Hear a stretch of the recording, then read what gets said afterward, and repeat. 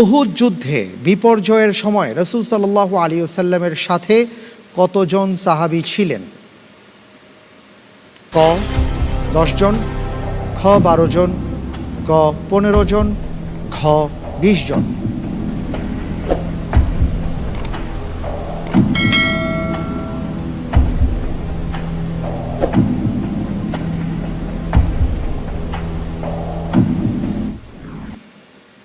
দুটো অপশন আপনার সামনে আছে, ক এবং খ। 10 জন অথবা 12 জন। খ 12 জন।